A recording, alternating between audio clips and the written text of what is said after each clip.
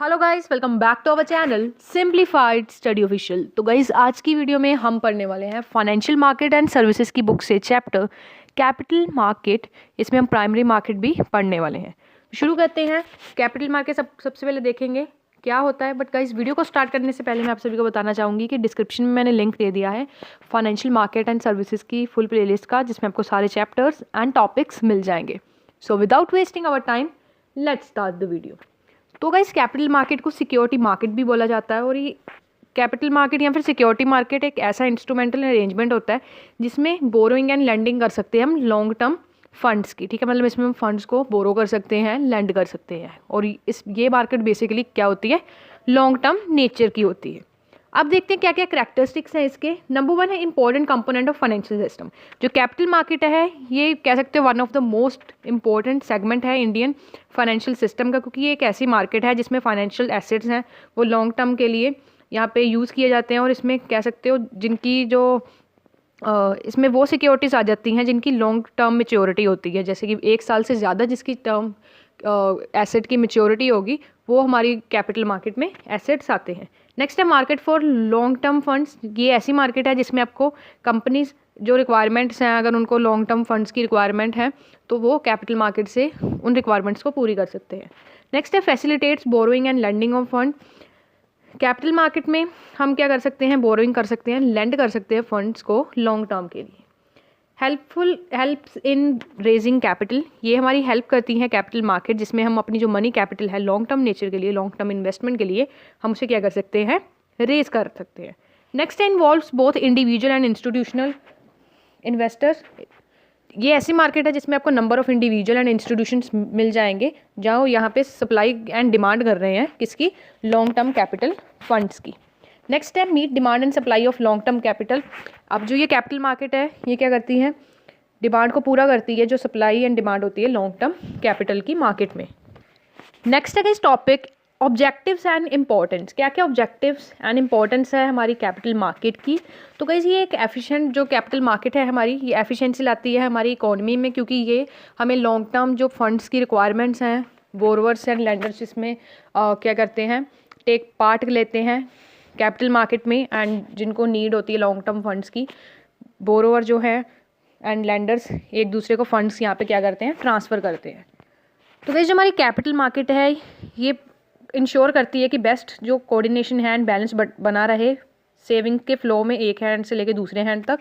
And ये direct flow करती है सेविंग को इनटू मोस्ट प्रॉफिटेबल चैनल्स। अब मान लो जिसके पास एक्स्ट्रा मनी है, सेविंग है, वो क्या करेगा, उस पर्सन को दे देगा जिसको पैसों की नीड है, और उससे वो इंटरेस्ट अर्न करेगा। अगर उसकी सेविंग वैसे के वैसा उसका पैसा पड़ा रहता तो उसे कोई बेनिफिट होना था, नहीं होना था ना। उसने क्या कर दिया, आगे किसी को लेंड कर दिया लॉन्ग टर्म के लिए, और अब क्या होगा, उसे इंटरेस्ट आता जाएगा, है ना। वो मतलब वो अपनी सेविंग पे क्या कर रहा है, इंटरेस्ट यानी कि प्रॉफिट अर्न कर रहा है।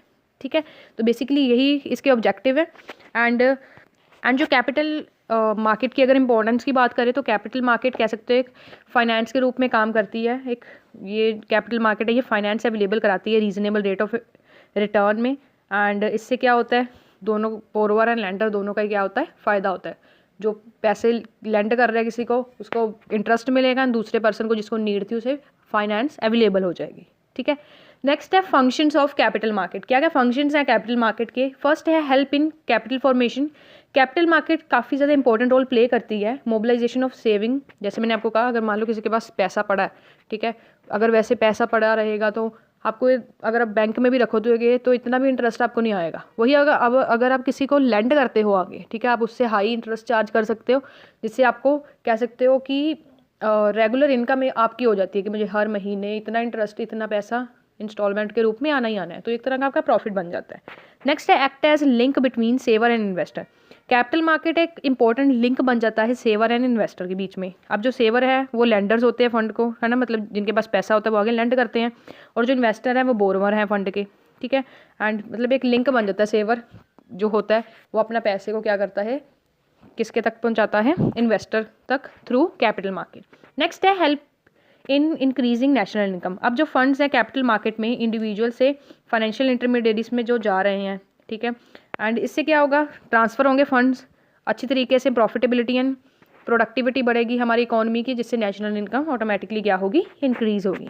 नेक्स्ट है फैसिलिटेट्स बाइंग एंड सेलिंग, अगर सरप्लस यूनिट्स जो हैं, सरप्लस किसी के पास मनी है वो आगे लेंड कर सकता है, ठीक है, एंड जिसको नीड है वो ले सकता है, तो इससे बाइंग एंड सेलिंग जो है अच्छी तरीके से फैसिलिटेट हो सकती है। Channelize fund from unproductive to productive resources, जो मैंने अभी आपको ऊपर एक पॉइंट कराया सेम एज इट इज़ ही है कि कैपिटल मार्केट एक आपको ऐसा मार्केट मैकेनिज्म प्रोवाइड करता है जिसमें आप अपनी सेविंग को इस तरीके से यूज़ कर सकते हो जिससे वो आपको प्रोडक्टिव रिसोर्सेज देगा, ठीक है। वैसे आपका पैसा पड़ा हुआ था, किसी को आपने लैंड कर दिया, आपको इंटरेस्ट आ रहा है, एक तरह का प्रॉफिट हो रहा है, ठीक है। तो अनप्रोडक्टिव रिसोर्स से लेके, मतलब अनप्रोडक्टिव रिसोर्स से आपको वो पैसा, आपका पैसा बना तो नहीं रहा था ना, आपने उसको यूज़ पे लगा दिया। Minimize speculative activities, capital market हमें क्या है, रीजनेबल इंटरेस्ट रेट पे हमें मनी प्रोवाइड करती है, जिससे जो स्पेकुलेटिव एक्टिविटीज़ होती है वो क्या होती है, मिनिमाइज होती है, ठीक है। तो ये थे इसके कुछ फंक्शंस कैपिटल मार्केट के। नेक्स्ट है आपका टॉपिक एवोल्यूशन ऑफ कैपिटल या फिर सिक्योरिटी मार्केट इन इंडिया। अब जो कैपिटल मार्केट का एग्जिस्टेंस इंडिया में ट्रैक किया गया है कि 18वीं सेंचुरी से जो हमारी कैपिटल मार्केट है, जब जो ईस्ट इंडियन कंपनी ट्रेड किया था कंट्री में, वहाँ से हमारी जो कैपिटल मार्केट है वो ग्रोथ होनी स्टार्ट हुई थी। अब जो ग्रोथ है इंडियन कैपिटल मार्केट की, उसे लिंक किया जाता है ग्रोथ ऑफ कॉर्पोरेट सेक्टर। जैसे जैसे कॉर्पोरेट सेक्टर ने ग्रोथ की, वैसे वैसे हमारी इंडियन की जो कैपिटल मार्केट थी वो क्या हुई, धीरे धीरे ग्रो करने लगी। और जो फर्स्ट ऑर्गेनाइज स्टॉक एक्सचेंज था वो मुंबई में सेटअप हुआ था, जिसे हम अब मुंबई कहते हैं, 1987 में। एंड उसके बाद अनदर जो हमारा स्टॉक एक्सचेंज था वो अहमदाबाद में 1894 में हुआ था।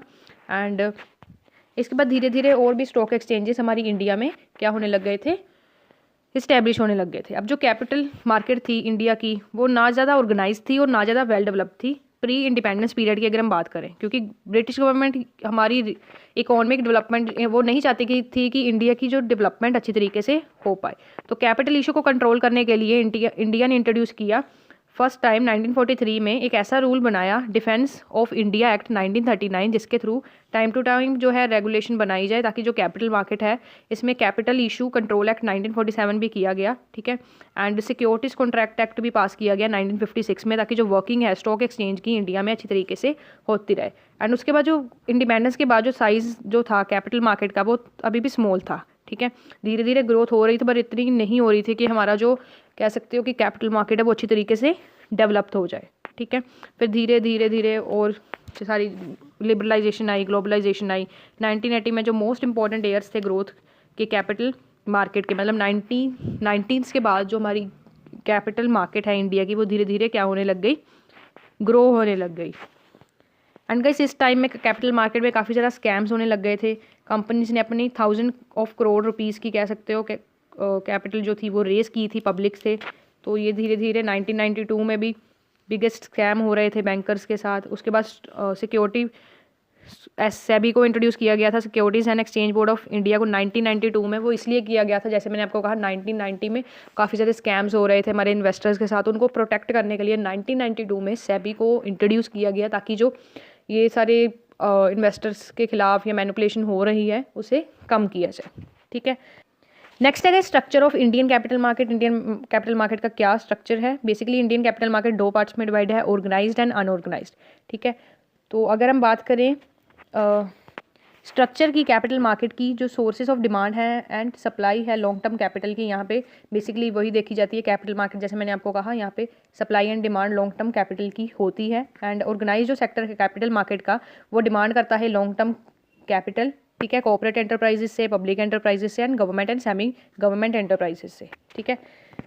नेक्स्ट है गाइस आपका topic broad consistence in Indian capital market. Number 1 है आपका फंड रेजर। फंड रेजर क्या है? जो आपको सोर्स ऑफ फाइनेंस प्रोवाइड करते हैं, जो लोन देने वाले होते हैं, फंड रेजर्स, ठीक है। फंड रेजर्स का बेसिकली मतलब होता है वो पर्सन्स जो किसी से लोन ले रहे हैं, अपने फंड्स को रेज कर रहे हैं, ठीक है। इसे आप कह सकते हो बोरोवर्स की तरह है, ठीक है। ये नेक्स्ट है फंड प्रोवाइडर। फंड प्रोवाइडर वो हैं, ये काफ़ी ज़्यादा इंपॉर्टेंट रोल प्ले करते हैं क्योंकि यही फंड्स को प्रोवाइड करते हैं डोमेस्टिक एंड फॉरेन इन्वेस्टर्स को, चाहे वो इंस्टीट्यूशन हो चाहे वो रिटेल इन्वेस्टर्स हो, ठीक है। मतलब ये जो होते हैं ये बेसिकली अपने पैसे को लेंड करते हैं। नेक्स्ट है इंटरमीडियरी। इंटरमीडियरी में आपके ब्रोकर्स आ जाते हैं, सब ब्रोकर्स आ जाते हैं, जो आपसे चार्ज करते हैं कि भाई आपको हम ये लोन प्रोवाइड करवा देंगे, आपको मुझे इतनी % कमीशन देनी पड़ेगी। वो बेसिकली इसमें सब ब्रोकर्स आपके आ जाते हैं, मर्चेंट बैंकर्स आ जाते हैं, अंडर राइटर्स आ जाते हैं। नेक्स्ट है ऑर्गेनाइजेशन। ऑर्गेनाइजेशन में वेरियस एंटिटीज़ जैसे कि MCX, BSE, Bombay stock exchange, national stock exchange, ये सारे आपके इसमें आ जाते हैं। नेक्स्ट है मार्केट रेगुलेशन। मार्केट रेगुलेशन में आपका सेबी आ जाएगा, जो मार्केट को रेगुलेट कर रहा है कि किस तरीके से काम अच्छी तरीके से चल रहा है या नहीं चल रहा है। आरबीआई आ जाएगा और डीसीए आ जाएगा, ठीक है।